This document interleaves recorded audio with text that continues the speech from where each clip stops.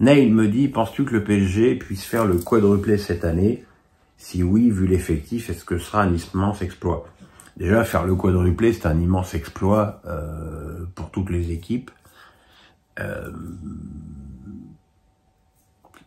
Je pense qu'on s'enflamme quand même un petit peu, parce que le PSG n'a quand même éliminé que la Real Sociedad en 8e de finale. S'il se retrouve en finale après avoir éliminé le Barça, puis Dortmund ou l'Atlético, là on pourra de toute façon sur un match, il est évident que tout le monde a ses chances.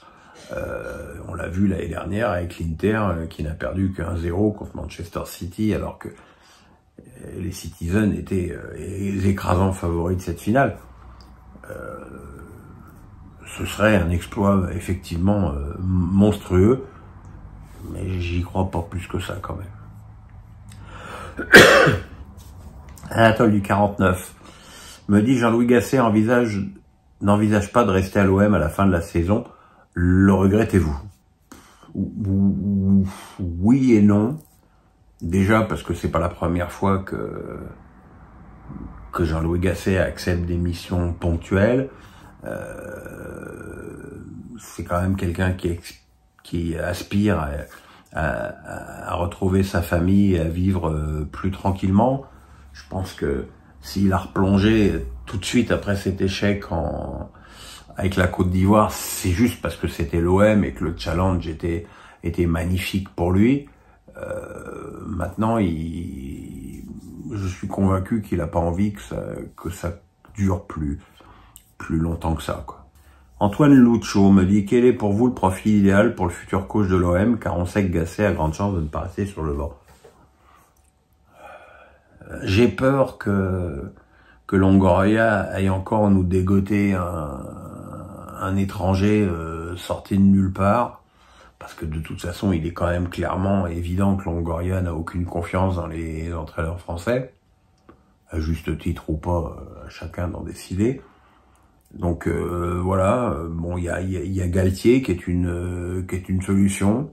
Maintenant, Galtier, le problème, c'est qu'il a entraîné le PSG. Il faudra voir quel accueil lui sera réservé. Après, on le sait, entre l'accueil et tu gagnes tes 3 premiers matchs, et évidemment, tout est pardonné, tout est oublié, tout a changé. Mais le choix de l'entraîneur pour la saison prochaine n'est pas le seul problème de cette équipe de Marseille. Et si l'année prochaine, le recrutement de l'OM, c'est encore 7 ou 8 arrivées pour 7 ou 8 départs, ce sera de toute façon une nouvelle fois un reset total de l'effectif. Et je suis désolé, au bout d'un moment, c'est pas bon. Jackie Boy me dit, Fournier qui critique Deschamps sur la gestion des tirs au but, pourquoi le faire dans la presse et non dans un bureau pour éviter une polémique?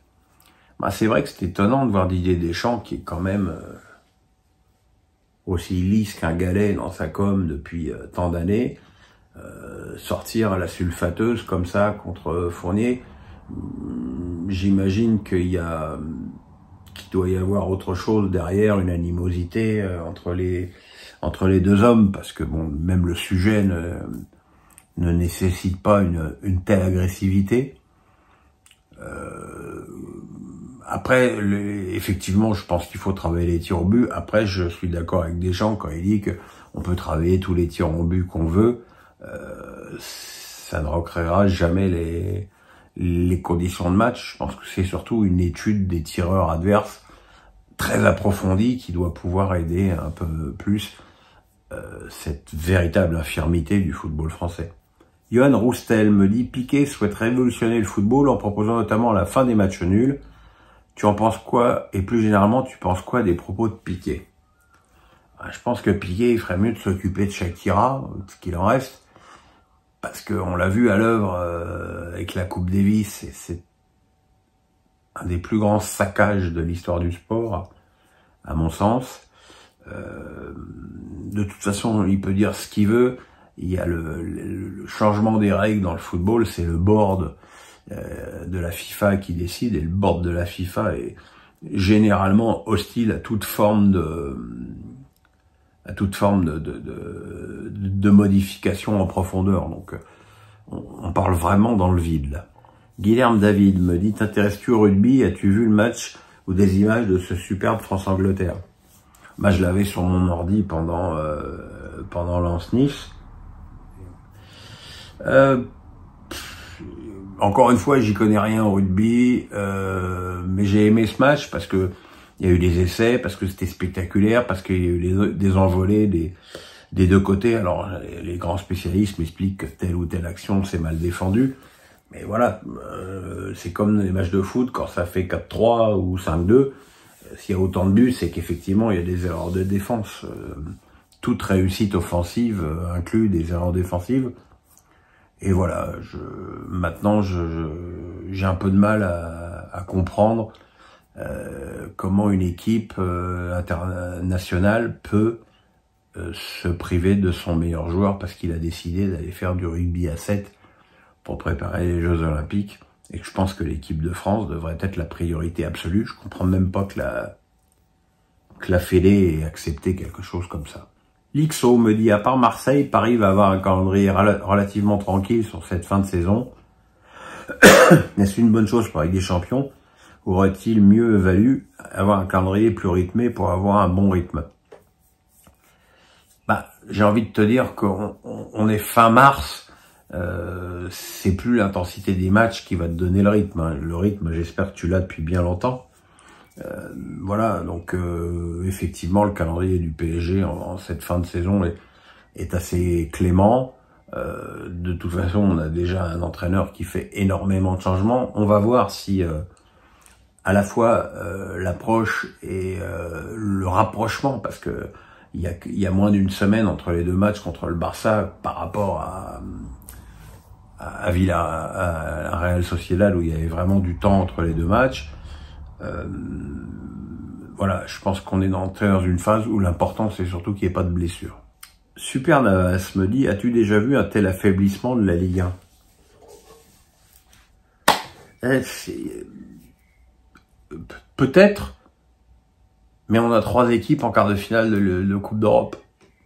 Donc, le fait que la compétition nationale soit pas hyper fun et surtout totalement illisible au niveau de ses résultats, visiblement, on n'a pas une incidence sur les résultats européens de nos équipes. Donc, je suis pas certain qu'il y ait un affaiblissement. Je pense qu'il y a malheureusement des équipes à hautes ambitions comme Rennes, comme Marseille, comme Lyon qui ont raté jusqu'ici leur championnat et qui font qu'aujourd'hui, même si les 3 vont mieux, elles sont à la traîne et en retard par rapport à des équipes comme Brest et Nice qu'on n'attendait pas forcément à ce niveau-là. Voilà, moi je pars du principe qu'un championnat qui se porte bien, c'est quand les gros sont devant. Voilà, parce que ça veut dire que l'argent a été bien utilisé et bien dépensé avec des bons effectifs qui performent. Jackie Boy me dit, Antoine Comboiré viré 2 fois de Nantes qui revient, pourquoi Kita le reprend alors qu'il l'a viré et qu'il estimait qu'il n'était pas bon? Mais ça, c'est la logique de Kita, ça, c'est incompréhensible, illisible, et quelque part assez scandaleux. J'ai lu depuis hier que Comboiré n'avait pas beaucoup de dignité d'accepter de reprendre le poste. Je pense que c'est aussi, je pense que Antoine est totalement sans illusion pour la famille Kita, mais qu'il aime profondément le club et que ça lui fait mal de voir encore une fois Nantes en situation de grand danger et qu'il espère peut-être les sauver. C'est ça le problème. Mais le problème, c'est que ça fait des années que Nantes joue le maintien et qu'à force, à un moment donné, de tirer sur la corde, elle va péter. Et c'est peut-être cette année, parce qu'encore une fois, le calendrier de Nantes, dans les matchs qui arrivent, il est quand même très compliqué. Jackie Boy me dit, pourquoi Kevin Gamero n'a que 13 sélections en équipe de France alors qu'il a fait une belle carrière en club avec des nombreux buts marqués? D'abord, félicitations à Kevin pour son 100e but en Ligue 1, alors qu'il a quand même passé de longues années en Espagne, où il a d'ailleurs fait fructifier son palmarès en remportant pas mal de Ligue Europa. Pourquoi il n'a que 13 sélections? Parce que il est arrivé dans un moment où l'équipe de France, surtout sur le plan offensif, se cherchait. Giroud était pas encore hyper performant, Benzema n'était pas appelé, Mbappé était pas encore là, Griezmann commençait. Malheureusement, il était un petit peu dans un trou générationnel, ce qui l'a probablement pas aidé à avoir plus de sélections. Penacino Jean me dit: Mbappé fait un match fantastique contre Montpellier. Est-ce que pour toi, il existe encore une possibilité qu'il prolonge au club? À mon avis, aucune. Mais il faut le féliciter pour son implication, son professionnalisme. On a voulu faire croire qu'il faisait la gueule lorsqu'il arrivait à la Beaujoire, alors qu'il était remplaçant, alors que son attitude sur le banc de touche pendant le match a totalement démenti, totalement démenti ça. On a voulu faire un psychodrame avec sa sortie à Monaco, mais bon, la réalité, c'est que depuis Monaco, il y a 2 buts à la Real Sociedad, 1 but contre Nice et 3 buts à Montpellier. Mais bon, je suis en même temps effaré d'être obligé de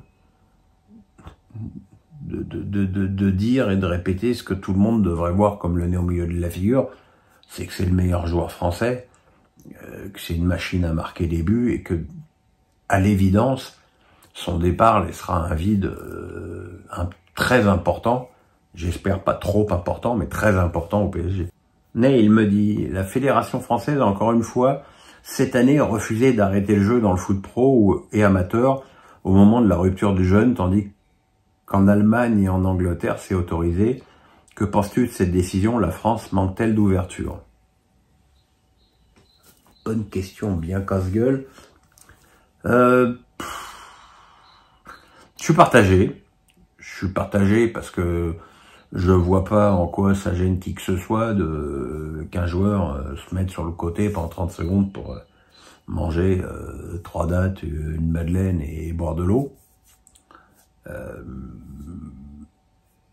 Après, je pense que la Fédé veut rester droit dans ses bottes par rapport au principe de la laïcité, même si on voit énormément de footballeurs faire des signes religieux sur les terrains, quelle que soit la religion d'ailleurs. Après, je suis pas certain d'avoir envie que la France ressemble à l'Angleterre en termes de comportement dans la vie de tous les jours. J'ai pas non plus l'impression que les joueurs musulmans fassent une grande levée de bouclier pour ça. Après, on a un ramadan qui se passe au mois de mars. C'est évidemment pas la même chose qu'un ramadan en plein mois de juillet, comme ça a été le cas il y a quelques années. Et que il a été effectivement, certainement, beaucoup plus simple d'organiser le jeûne dans des périodes de l'année où il fait pas chaud comme c'est le cas en ce moment. Mais c'est un sujet qui reviendra tous les ans jusqu'à ce qu'un jour il y ait quelqu'un qui décide de changer.